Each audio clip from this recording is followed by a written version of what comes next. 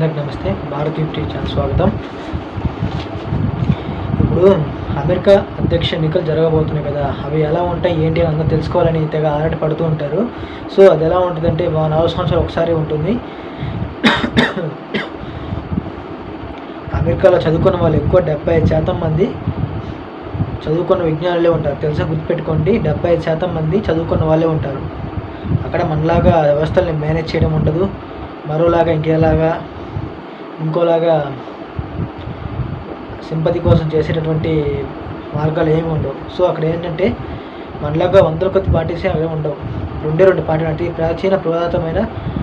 పురాతనమైనటువంటి వ్యవస్థ మరియు ఇదొక రాజ్యాంగం. 2 పురాతనమైన పార్టీలు ఉంటాయి. ఈ 2 పార్టీలు పేరేంటంటే రిపబ్లికన్ పార్టీ, డెమోక్రాటిక్ పార్టీ. ప్రస్తుతం ఇప్పుడు అధ్యక్ష ఎన్నికల కోసం రిపబ్లిక్ పార్టీ తరఫున ప్రజెంట్ ఇప్పుడు మాజీ అధ్యక్షుడు డొనాల్డ్ ట్రంప్ గారు నిలబడబోతున్నారు రిపబ్లికన్ పార్టీ నుంచి. డెమోక్రాటిక్ పార్టీ నుంచి ఇప్పుడున్న అధ్యక్షుడు బైడెన్ కాకుండా వైస్ ప్రెసిడెంట్ అయినటువంటి కమలా హ్యారిస్ గారు నిలబడబోతున్నారు. సో ఈ ఎన్నికల ప్రక్రియ ఎలా ఉండబోతుంది, ఏంటి కథ? సో ఇప్పుడు మన దేశంలో ఉంది ప్రధానమంత్రి ఎన్నుకోవాలంటే పర్టికులర్గా ఒక పర్సన్ మనం ఎందుకని చూస్ చేసుకుంటాం, ఒక ఎంపీని. పర్టికులర్ పార్టీస్ ఉంటాయి. ఆ పార్టీ తరఫున ఒక్కొక్క ఎంపీకి ఓటు వేస్తాము.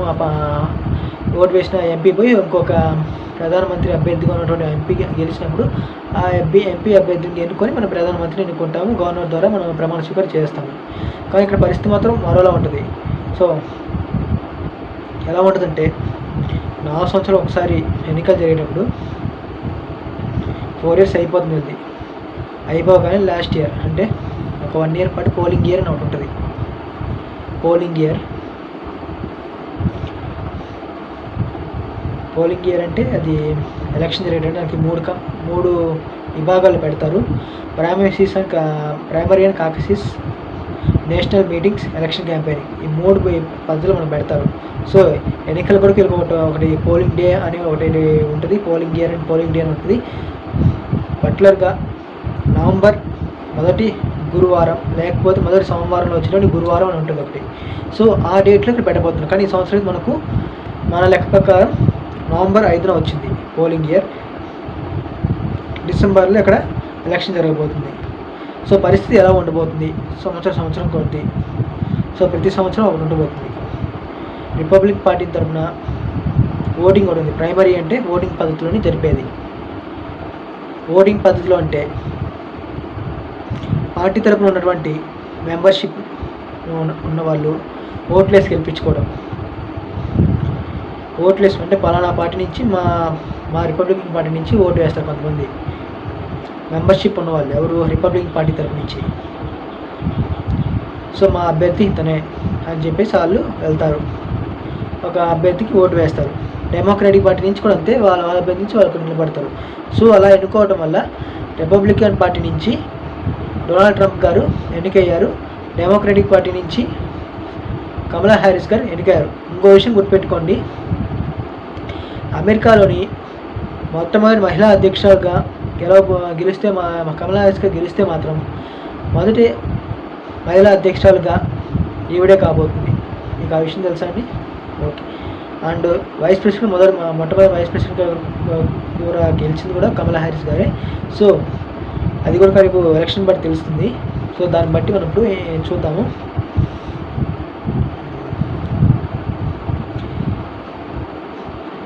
అండ్ ప్లస్ ప్రైమరీ బట్టి చెప్పాను, దాంట్లోనే కాకసిస్ అని చెప్పాను. చర్చల ద్వారా అభ్యర్థిని ఎన్నుకునేది. చర్చలుకొని వాళ్ళే మాట్లాడుకొని అందరూ ఎవరి అభిప్రాయం లేకపోతే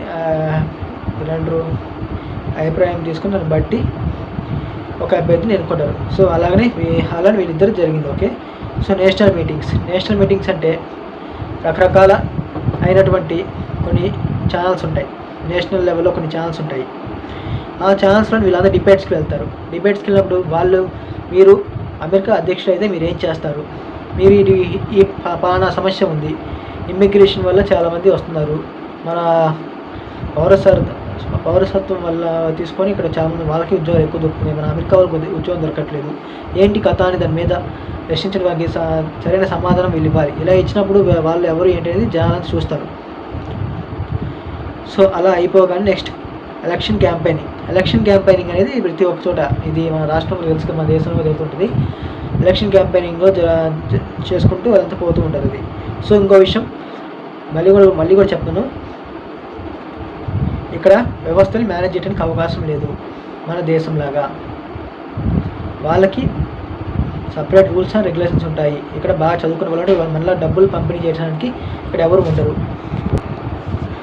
డబ్బులు పంపిణీ చేయడానికి ఇక్కడ అవకాశమే ఉండదు. ఎందుకంటే 70% మంది చదువుకున్న వాళ్ళే ఉంటారు. సో వీళ్ళలో ఎవరైనా సరే డబ్బులు పంపించి చేశారని చెప్పేసి అనుకుంటే మాత్రం వాళ్ళ ఒక అభ్యర్థులకి చాలా చెడ్డ పేరు వస్తుంది.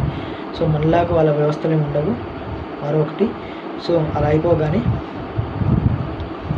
వీళ్ళకి రిప్రజెంటేటివ్ మెంబర్స్ అని ఉంటారు. రిప్రజెంటేటివ్ మెంబర్స్ 437, మొత్తం 50 రాష్ట్రాలు ఉంటాయి. గుర్తుపెట్టుకుని 50 రాష్ట్రాల్లోని రిప్రజెంటేటివ్ మెంబర్స్ అనేటటువంటి వాళ్ళు ఒక పార్టీ, ఎవరి పార్టీ నుంచి ఆ పార్టీ వరకు నిలబడతారు. అలాగనే సెనేటర్లు 100 మంది సెనేటర్లు ఉంటారు. వీళ్ళు కూడా గెలవాలి. వీళ్ళు గెలిస్తేనే అక్కడ ప్రెసిడెంట్ని గెలవాలి. వీళ్ళు మొత్తం కలిపేసి 437 ప్లస్ 100 538.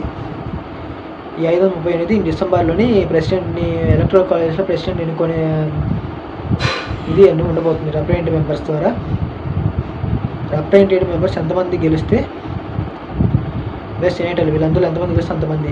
ఈ 538 నుంచి మ్యాచ్కి 270 మంది గెలవాలి. అలా గెలిచినప్పుడు రిపబ్లికన్ పార్టీ నుంచి డొనాల్డ్ ట్రంప్ గారు గెలిస్తే డొనాల్డ్ ట్రంప్ అవుతారు. డెమోక్రాటిక్ పార్టీ నుంచి గెలిచినటువంటి అభ్యర్థి కమలా హ్యారిస్ గారు అవుతారు. సో అలా ఉంటుంది. మరొకటి, జనవరి 20వ తారీఖులోగా అధ్యక్ష బాధ్యత తీసుకోవాలి. గెలిచిన అభ్యర్థి అధ్యక్ష పదవి తీసుకొని సో వాళ్ళకి 4 సంవత్సరాలు ఉంటుంది. సో ఇలా ఉండబోతుంది వాళ్ళకి.